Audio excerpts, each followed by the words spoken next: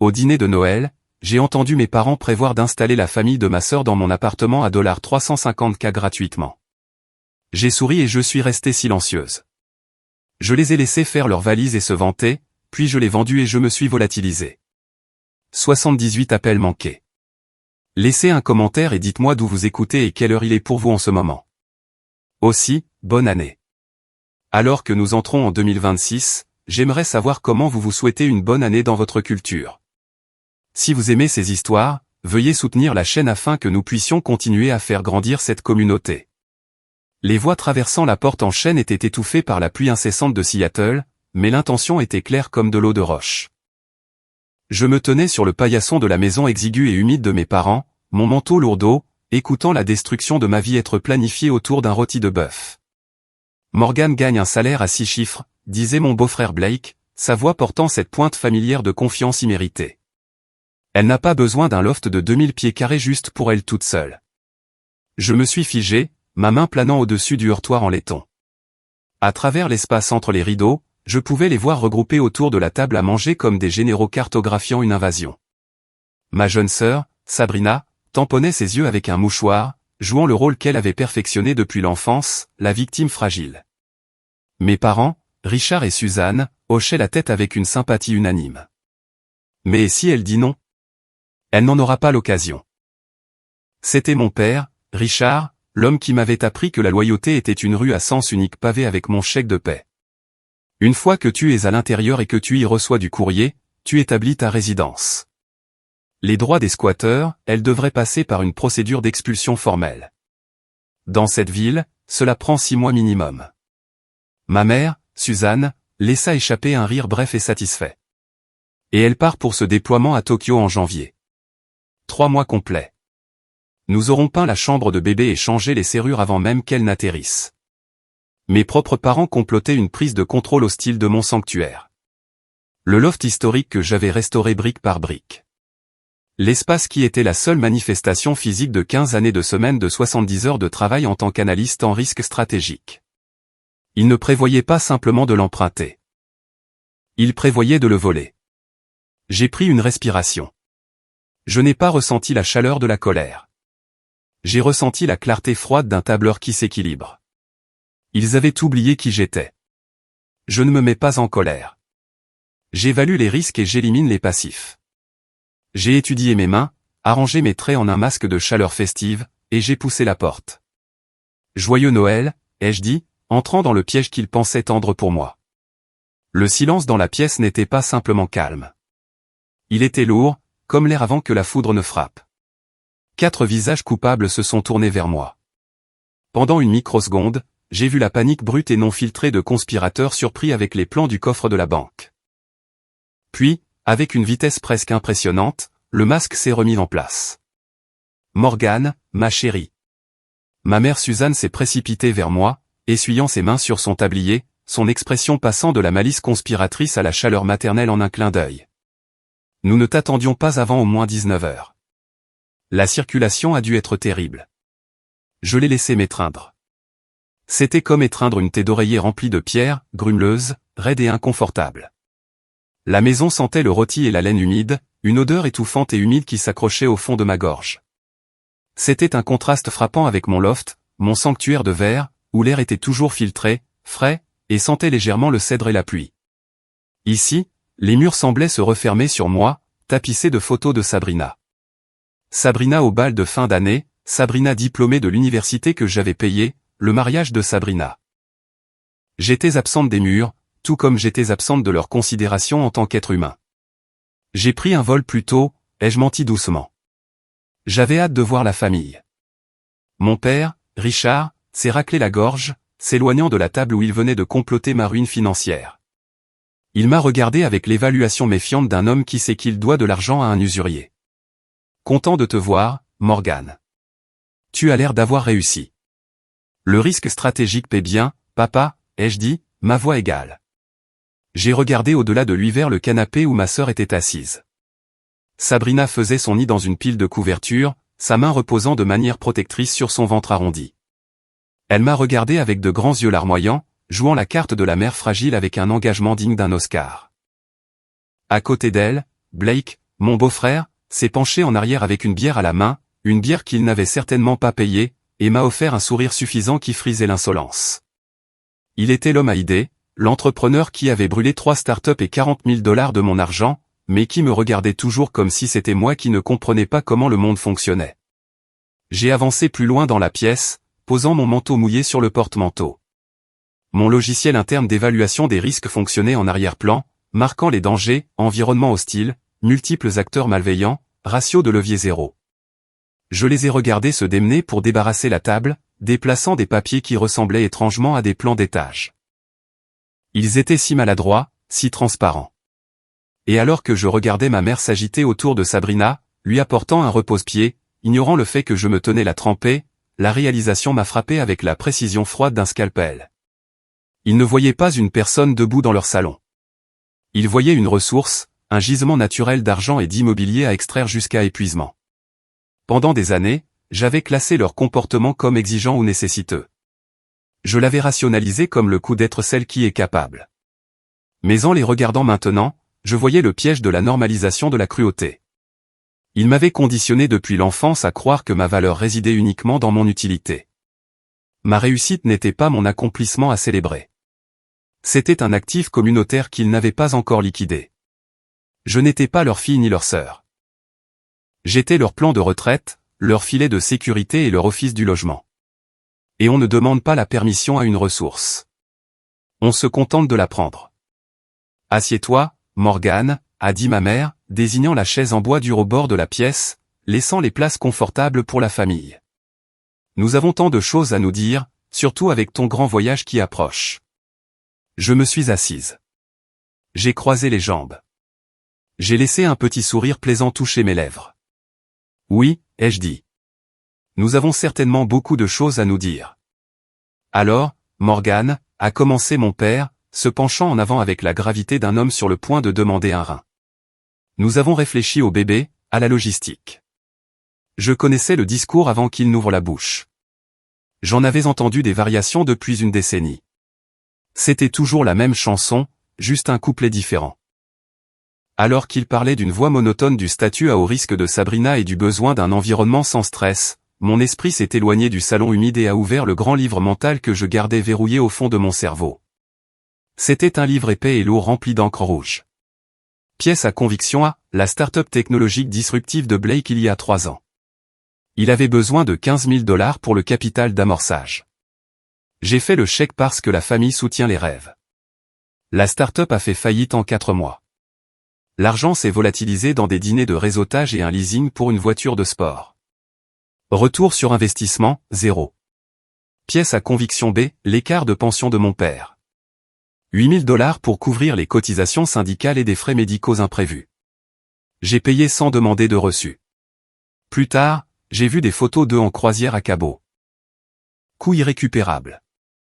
Pièce à conviction C, la consolidation de la carte de crédit d'urgence de Sabrina. 12 000 $ pour sauver sa cote de crédit afin qu'elle puisse acheter une maison. Elle n'a pas acheté la maison. Elle a acheté un chien de race doodle et un renouvellement de garde-robe. Je n'étais pas une sœur. J'étais un service d'abonnement. Ils avaient oublié qu'ils payaient, principalement parce qu'ils ne payaient pas. J'étais la colonne vertébrale financière de cette famille. Et ce soir, ils ne demandaient pas un ajustement chiropratique. Ils demandaient à récolter la moelle. Et puisque tu seras à Tokyo pendant 3 mois, disait ma mère, sa voix montant dans ce ton espoir et cajoleur, ton magnifique loft restera juste là, vide, à prendre la poussière. Idéalement, ajouta Sabrina, serrant un coussin comme un bouclier, nous en aurions juste besoin jusqu'à ce que le bébé arrive, juste pour nous installer. Les escaliers ici, ils sont si durs pour mes hanches. Je les ai regardés. Vraiment regardés. Ils ne demandaient pas. C'était une exigence déguisée en faveur. Ils misaient sur mon conditionnement. Ils pariaient la maison, ma maison, sur le fait que j'étais trop poli, trop désespéré d'avoir leur approbation pour dire non. Dans le passé, j'aurais argumenté. J'aurais expliqué que mon bureau à domicile contenait des serveurs de données propriétaires qui ne pouvaient pas être déplacés. J'aurais mentionné l'assurance responsabilité civile. J'aurais lutté et il m'aurait usé par la culpabilité jusqu'à ce que je fasse un chèque pour un hôtel juste pour que ça s'arrête. Mais je ne jouais plus en défense. J'ai pris une gorgée lente de l'eau qu'on m'avait offerte dans une tasse ébréchée. J'ai laissé le silence s'étirer jusqu'à ce qu'il devienne inconfortable, regardant Blake s'agiter et mon père faire craquer ses jointures. Vous savez, ai-je dit, ma voix douce, pensive. Le choc dans la pièce était palpable. Sabrina a arrêté de renifler. Ma mère s'est figée. Je n'avais pas pensé aux escaliers, ai-je continué, mentant avec l'aisance d'un sociopathe. Et le loft est serein. Ce serait parfait pour une chambre de bébé. La lumière naturelle est très apaisante. Exactement. Suzanne a frappé dans ses mains. Oh, Morgane, je savais que tu comprendrais. La famille prend soin de la famille. Je peux laisser les clés sous le paillasson le 28, ai-je dit. Je m'envole tôt le lendemain matin. Vous pouvez disposer des lieux. Nous en prendrons grand soin, a dit Blake, gonflant le torse, mesurant déjà mentalement mes murs pour ses posters. Ne t'inquiète de rien. Je ne m'inquiéterai pas, ai-je dit. J'ai fouillé dans mon sac et sorti la bouteille de Barolo millésimée. J'avais apporté une bouteille de vin à $300 qui devait être une offrande de paix, maintenant réutilisée comme sédatif. Je l'ai tendue à mon père. Ouvre ça, papa, ai-je dit. Il a pris la bouteille, examinant l'étiquette avec l'appréciation théâtrale d'un homme qui pense que le prix égale le goût. Exceptionnel, Morgane. Tu n'aurais pas dû. Je le voulais.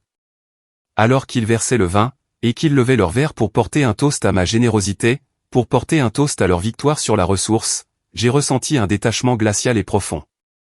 Ils buvaient à leur nouvelle maison. Je buvais à la démolition. Ils pensaient avoir sécurisé un actif de luxe. Ils ne réalisaient pas qu'ils venaient de signer un contrat avec des conséquences qu'ils ne pouvaient pas se permettre. J'ai quitté la maison de mes parents 1 heure plus tard, prétextant l'épuisement du voyage. Au moment où la lourde porte en chêne s'est refermée derrière moi, l'humidité suffocante de leur maison a été remplacée par l'air frais et humide d'une nuit d'hiver à Seattle. Je ne suis pas monté dans ma voiture immédiatement. Je suis resté sur le trottoir, laissant la pluie laver le sentiment de leur gratitude feinte. Quand je suis rentré à mon loft, mon sanctuaire, je n'ai pas allumé les lumières. Je suis allé directement vers ma baie de serveur dans le bureau à domicile, la pièce qu'il peignait déjà mentalement en jaune pastel, et j'ai affiché les flux de sécurité. J'avais besoin d'être sûr. J'avais besoin d'une dernière preuve pour faire taire la petite voix résiduelle de la fille dévouée qui chuchotait encore au fond de mon esprit. J'ai remonté de 48 heures. L'horodatage indiquait le 22 décembre, 14h14. Le flux montrait ma porte d'entrée s'ouvrir. Mon père est entré le premier, regardant par-dessus son épaule comme un cambrioleur, bien qu'il se déplaçât avec l'arrogance de la propriété. Il tenait une clé, un double que je ne lui avais jamais donné. Il avait dû la subtiliser dans mon sac pendant Thanksgiving pendant que je faisais la vaisselle. Derrière lui, Blake est entré en se dandinant, tenant un mètre ruban. C'est plus grand que je ne le pensais. La voix de Blake passait par l'audio, minuscule mais claire. Il a marché jusqu'au centre de mon salon, éraflant mes planchers de bois franc restaurés avec ses bottes. On pourrait facilement mettre un écran de 70 pouces sur ce mur. Concentre-toi, Blake, a dit mon père, marchant droit vers mon bureau. Il a poussé la porte et a fixé mon espace de travail, mes doubles écrans, ma chaise ergonomique, les certifications encadrées sur le mur de briques apparentes. Il ne voyait pas une carrière. Il voyait des mètres carrés. C'est ici, a dit Richard. C'est la chambre du bébé. La brique est un peu moche, a commenté Blake en tapotant le mur. Trop industriel. Sabrina veut quelque chose de plus doux. Peut-être qu'on peut couvrir de cloisons sèches ou juste peindre en blanc. Peindre sur la brique originale des années 1920. La brique que j'avais passé 3 semaines à restaurer à la main avec une brosse à dents et un nettoyant spécialisé. La brique qui représentait l'histoire et l'intégrité du bâtiment. Peint là, a convenu Richard nonchalamment. Morgane ne remarquera rien. Elle n'est jamais là de toute façon. Le temps qu'elle revienne de Tokyo, elle s'y habituera. Elle s'adapte toujours. Elle s'adapte toujours. C'était ça. C'était l'épitaphe de notre relation. Il ne prévoyait pas seulement d'utiliser mon espace. Il prévoyait de m'en effacer. Il misait sur ma capacité infinie à absorber leur manque de respect. J'ai fermé l'ordinateur portable. La lumière verte de l'écran s'est estompée, plongeant la pièce dans l'obscurité. La violation était absolue. Ce n'était pas juste une violation de domicile. C'était un rejet fondamental de ma personne. J'ai pris mon téléphone et j'ai composé le numéro de Julien. Il était presque 22 heures. Mais les investisseurs en capital risque ne dorment pas, surtout pas ceux qui chassent les opportunités pour le sport. Morgan, sa voix était douce, surprise. C'est tard pour une évaluation des risques. J'ai une proposition, Julien. Tu es toujours intéressé par le loft de Pioneer Square? Il y eut une pause sur la ligne, un silence lourd et chargé. Tu vends? Je croyais que cet endroit était ton âme. Il l'était, ai-je dit, ma voix stable, dénuée d'émotion. Maintenant, c'est un passif. Je dois liquider. 360 000 comptants. C'est 60 000 en dessous du marché. J'ai entendu le bruit d'une chaise qui bouge, le bruissement d'un mouvement. J'avais toute son attention. Où est le piège? 2 conditions, ai-je dit. Premièrement, nous concluons dans 48 heures. Deuxièmement, j'ai besoin d'une rénovation complète immédiate. Je veux l'équipe de démolition sur place à 10 heures du matin le 28 décembre. Je veux que les murs tombent, les planchers soient arrachés, la plomberie exposée. Je veux que ce soit inhabitable avant le déjeuner. Tu veux que je détruise une restauration historique? Je veux que tu remodèles, ai-je corrigé. Je sais que tu as toujours détesté l'agencement. Fais-en un concept ouvert. Fais le tien. Commence juste la démolition le 28. Quelqu'un t'a blessé, a dit Julien, sans poser de questions. Quelqu'un m'a sous-estimé, ai-je répondu. Avons-nous un accord?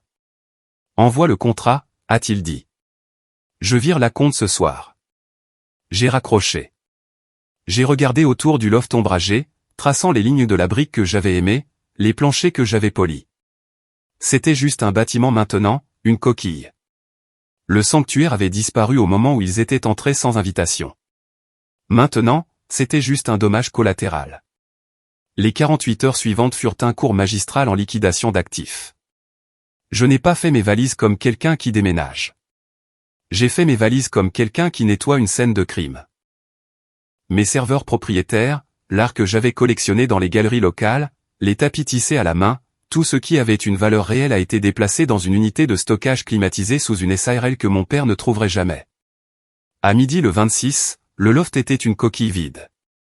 L'écho de mes pas sur le bois franc était le seul son restant, mais je ne leur laissais pas un appartement vide. Cela aurait été trop suspect. Ils s'attendaient à une suite de luxe entièrement meublée, et j'allais leur donner un décor de théâtre. Je suis allé au magasin d'occasion Goodwill à la périphérie de la ville, celui où ils vendent des meubles au poids. J'ai acheté un canapé qui sentait le chien mouillé et la fumée de cigarettes, avec un ressort qui menaçait d'empaler quiconque s'asseyait sur le coussin du milieu. J'ai trouvé une table à manger avec un pied plus court que les autres, garantie pour renverser les boissons. J'ai acheté des matelas qui ressemblaient à des sacs de gravier et des draps qui avaient la texture du papier de verre. J'ai mis en scène le loft avec la précision d'un décorateur construisant un taudis. J'ai mis le grattoir pour chat juste là où Blake voulait son écran de 70 pouces. J'ai remplacé la machine à expresso italienne haut de gamme par une cafetière filtre qui fuyait. Cela semblait habitable de loin. Mais dès que l'on touchait quoi que ce soit, l'illusion s'effondrait. C'était une manifestation physique de notre relation. Une façade de confort masquant une décomposition absolue. Puis vint le coup de grâce, le cheval de Troie. Je suis allé dans le dressing de la chambre principale, la pièce que Sabrina avait déjà revendiquée pour elle-même, et j'ai empilé 4 grandes boîtes sur l'étagère. Je les ai emballées dans du papier doré festif et j'ai attaché des étiquettes de noms élégantes. Papa, maman, Sabrina, Blake. Il supposerait que c'était des cadeaux de pendaison de crémaillère, des draps à grand nombre de fils peut-être, ou des articles pour bébé. Il les déchirait avec l'avidité qui les définissait. Mais à l'intérieur de ces boîtes, il n'y avait pas un seul objet de valeur. À l'intérieur de la boîte de Richard se trouvaient 5 années de reçus pour ses cotisations syndicales, des factures que je payais automatiquement depuis son problème de pension en 2019. À côté d'eux se trouvait un avis d'annulation de paiement, effectif immédiatement. À l'intérieur de la boîte de Suzanne se trouvaient les relevés de la carte de crédit du grand magasin dont elle pensait qu'elle avait une limite illimitée. Ce n'était pas le cas.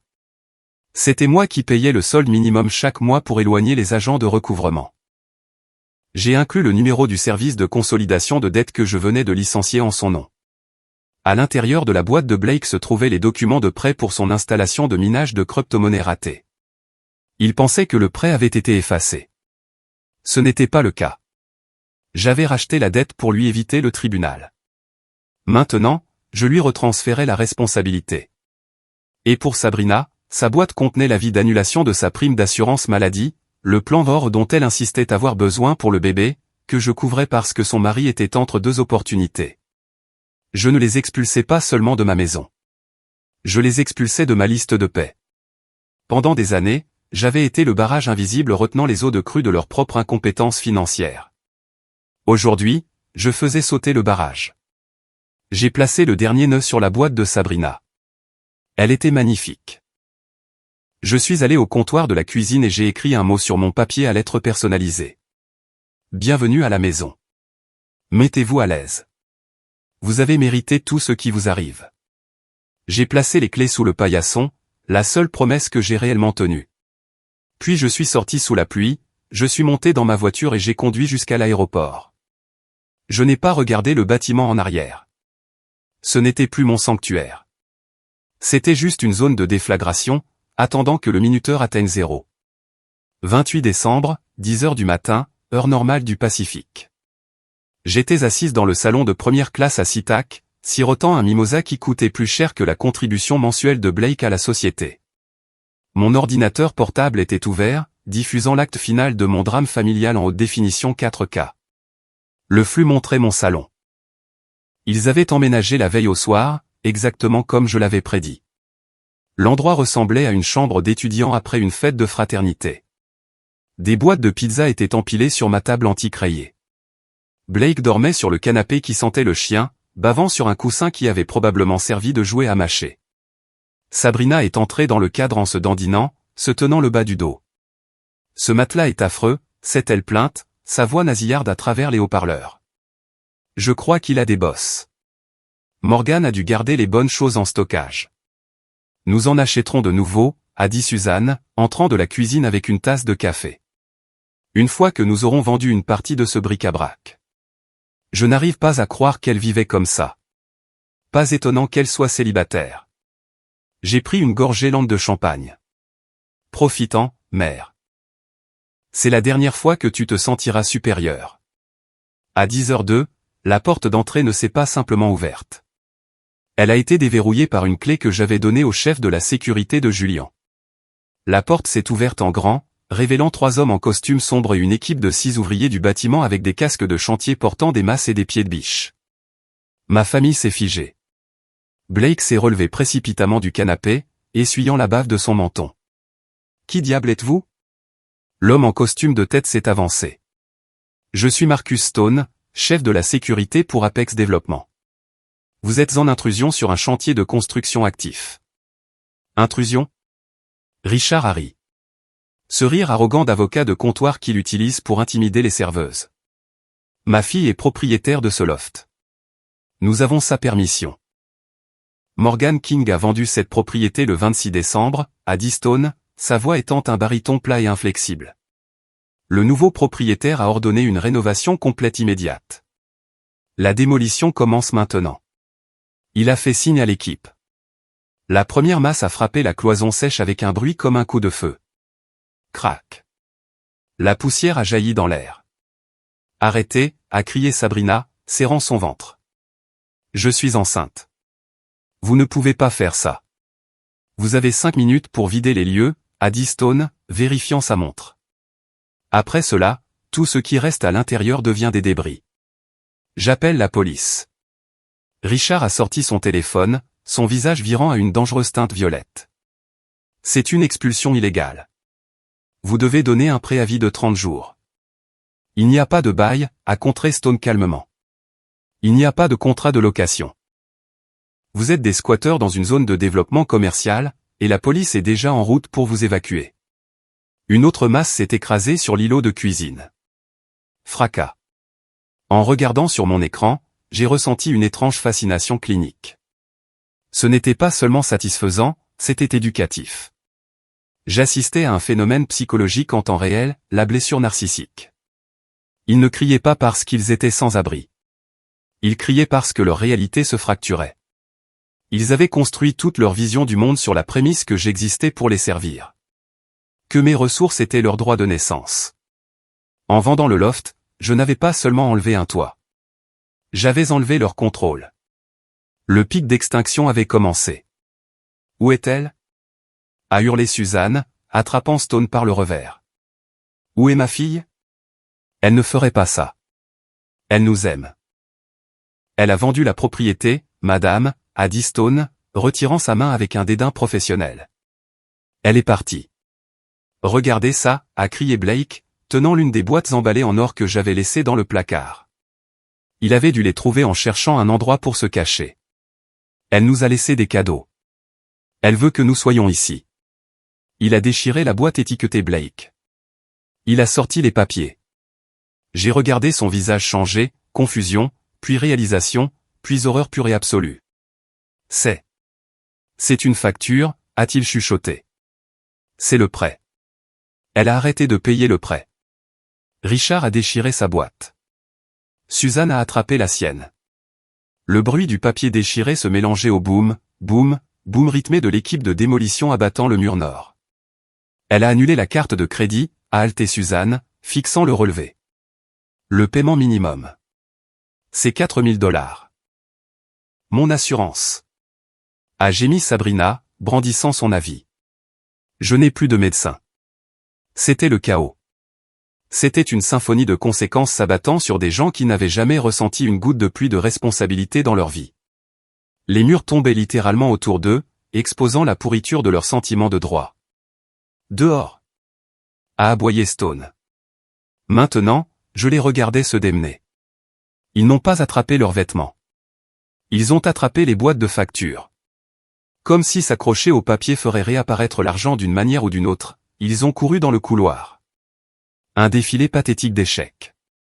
Chassé par la poussière de mon ancienne vie. Alors que le flux de la caméra passait au noir, l'alimentation finalement coupée par l'équipe, j'ai senti la tension quitter mes épaules. C'était fait. Le parasite avait réalisé que l'hôte était mort. Et l'hôte embarquait déjà pour un vol vers Tokyo. 6 mois plus tard. Kyoto, la pluie ici tombe différemment qu'à Seattle. Elle est plus douce, rythmique, un son qui nettoie plutôt que de suffoquer. J'étais assise sur l'angawa de ma Machiya louée, une maison de ville traditionnelle en bois qui sentait les tatamis et le cèdre vieilli. Mon ordinateur portable était fermé. Mon téléphone était en mode silencieux. Un coursier avait livré la lettre 1 heure plus tôt. Elle était adressée à la main dans une écriture griffonnée et frénétique que je reconnaissais instantanément. Sabrina. Je ne l'avais pas ouverte immédiatement. J'avais fini mon thé d'abord. J'avais regardé une carpe koi naviguer dans l'étang en pierre du jardin. Seulement alors, avec un sentiment de curiosité détaché, ai-je glissé un ouvre-lettre sous le rabat. Morgane. Maman dit que nous ne sommes pas censés écrire. Papa dit que tu es morte pour nous. Blake dit que tu es une sociopathe. Mais j'ai besoin que tu saches ce que tu as fait. Nous avons été expulsés du sous-sol de la mère de Blake il y a 3 mois. Elle a découvert la dette, les prêts que tu as arrêté de payer. Elle a vérifié son propre crédit et a découvert que Blake avait aussi utilisé son nom. Elle nous a mis dehors. Nous restons dans un motel près de l'autoroute. Les garçons dorment par terre. J'ai essayé d'utiliser l'assurance maladie pour un contrôle prénatal et ils m'ont ri au nez. Annulé. Tout est annulé. Maman a dû retourner travailler. Dans la vente au détail. Elle reste debout 8 heures par jour. Elle pleure tous les soirs. La pension de papa est saisie pour payer les arriérés d'impôts que tu couvrais. Tout le monde sait, Morgane, l'église, les voisins. Quelqu'un a posté la vidéo de l'expulsion. Nous ne pouvons montrer nos visages nulle part. Je ne demande pas d'argent. Je sais que tu n'en donneras pas. Je voulais juste que tu saches que tu as gagné. Tu nous as détruits. Es-tu heureuse maintenant? J'ai lu la lettre 2 fois. Dans le passé, ces mots auraient été des poignards. Ils auraient déclenché une avalanche de culpabilité. J'aurais été au téléphone avec un agent immobilier pour arranger une maison sûre pour eux. J'aurais viré de l'argent pour réparer le gâchis que je n'avais pas fait. Mais aujourd'hui, je n'ai rien ressenti. Ce n'était pas de la haine. La haine demande de l'énergie. La haine est une connexion active. C'était quelque chose de bien plus permanent. C'était la démission silencieuse de l'âme. J'ai réalisé alors que je n'avais pas seulement vendu un appartement. J'avais pris ma retraite. J'avais soumis ma démission du poste d'être leur fille. J'avais licencié le rôle de sauveur. Le poste était vacant et je n'acceptais pas les candidatures pour une réembauche. J'ai plié la lettre soigneusement. Je ne l'ai pas brûlée. Cela aurait été trop dramatique. Je l'ai simplement placée dans le bac de recyclage à côté des journaux d'hier. Il y avait un point non résolu cependant, les innocents. J'ai ouvert mon ordinateur portable et envoyé un message sécurisé à mon avocat à Seattle. Statut des fiducies? La réponse est venue instantanément. Exécuté. Irrévocable. Frais d'éducation et de subsistance pour les neveux. Accessible à l'âge de 18 ans. Mandataire nommé. Les parents n'ont aucun accès et aucune connaissance. J'ai fermé l'ordinateur portable. Mes neveux auraient un avenir. Ils auraient le départ que je n'ai jamais eu. Mais leurs parents, mes parents, ils avaient fait leur choix. Ils avaient parié leur survie sur ma soumission, et le marché s'était effondré. J'ai regardé le jardin. Mon nouveau sanctuaire n'était pas fait de briques et de verre. Ce n'était pas un endroit dont je pouvais être expulsé. C'était ce silence. C'était la paix de savoir que mes ressources étaient enfin irrévocablement les miennes. Ils ont essayé de prendre mon sanctuaire. Alors, je leur ai donné la seule chose qu'ils ont vraiment méritée. Des conséquences.